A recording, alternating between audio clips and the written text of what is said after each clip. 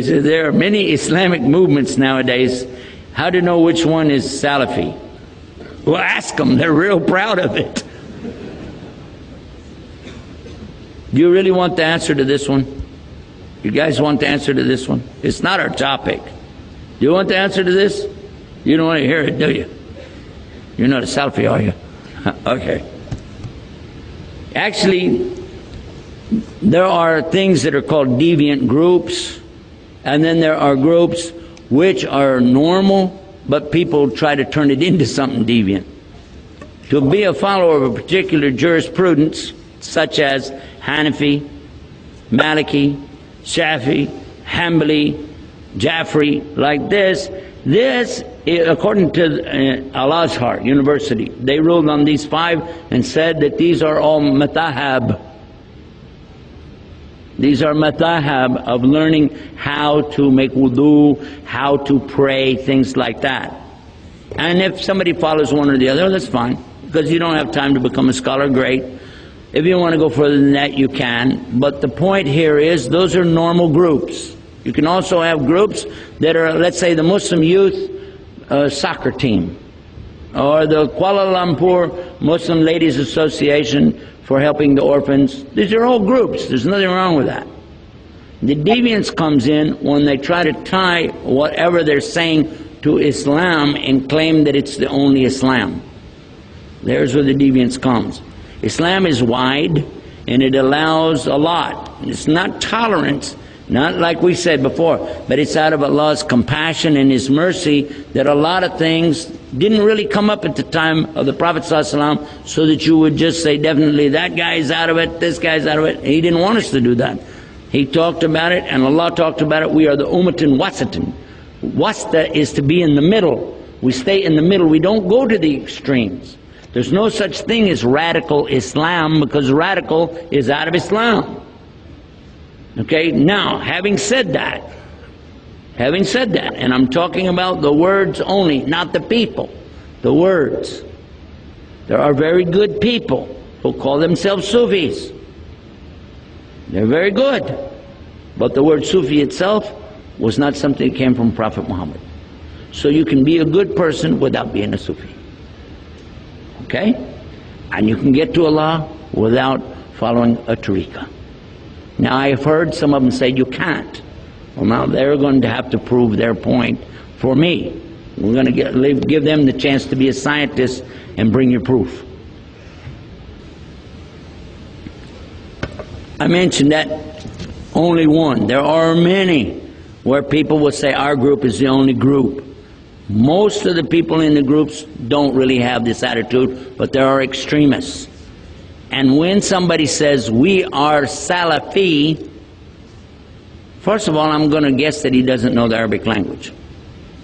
I'm going to guess he probably doesn't know. Or he said it so much he forgot what it really means. Salaf means somebody who's dead and gone. These are your predecessors. So a guy stand there telling you, I'm dead. And they say Salaf as-Salih, righteous predecessor. Okay, I'm a dead righteous guy. It doesn't work.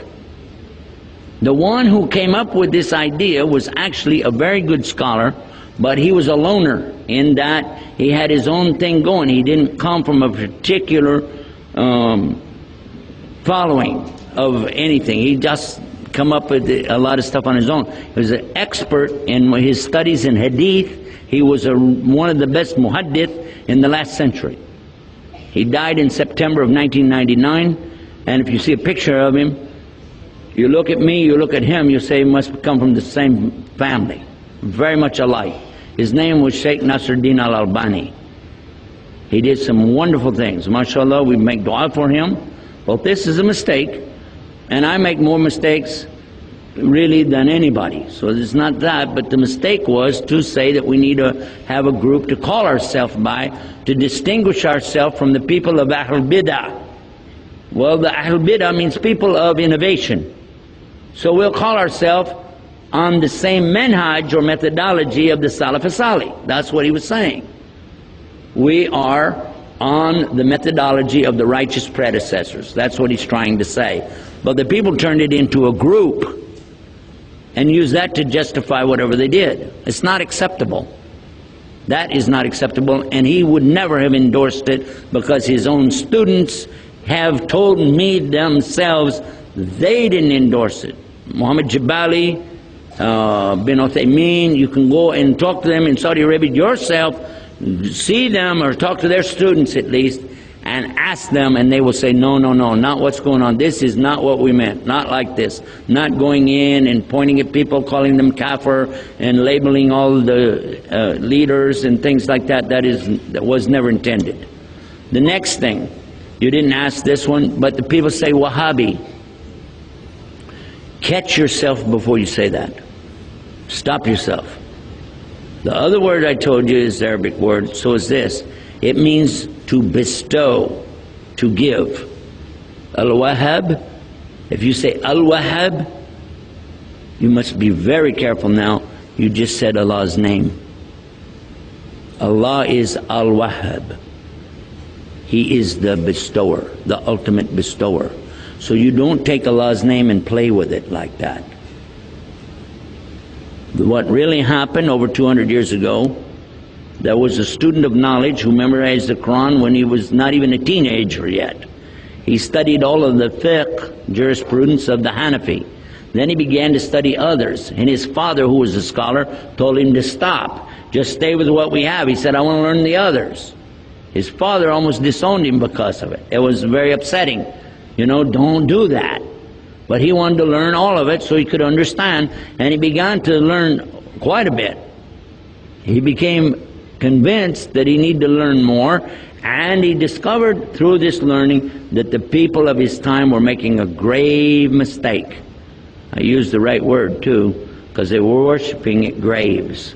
They were literally going to graves and calling upon dead people to help them. Righteous people, good people, but they're dead. And even if they were alive, what could they do? They could only make dua for you. Nobody's got any magic. You ask Allah to solve these impossible situations and He can do it. And that's what he was telling the people. And some of those who were making money or getting good position in the community out of these grave worshiping deals took exception to his group, because they came in and kicked over all of these monuments on these graves. And of course they had no evidence to support what they did, so instead of dealing with the rationale of, why don't you look at what you're doing is wrong, instead they labeled his followers as Wahhabi. Why? Because they couldn't call him by his real name. His name was Muhammad, and they would have had to say they're Mohammedans. And no Muslim would do that anyway. So they call him Wahhabi because his father was Abdul Wahhab. So he was Muhammad ibn Abdul Wahhab, and he wrote a book called Kitab al-Iman. The book, if you read it and take the cover off and you don't know who wrote it, you'll say, this is a great book. It's very good about the belief in Allah is one and the teachings that come with it. It's kind of like a workbook. It just has a few verses or something and then tells you to go look up the rest of it.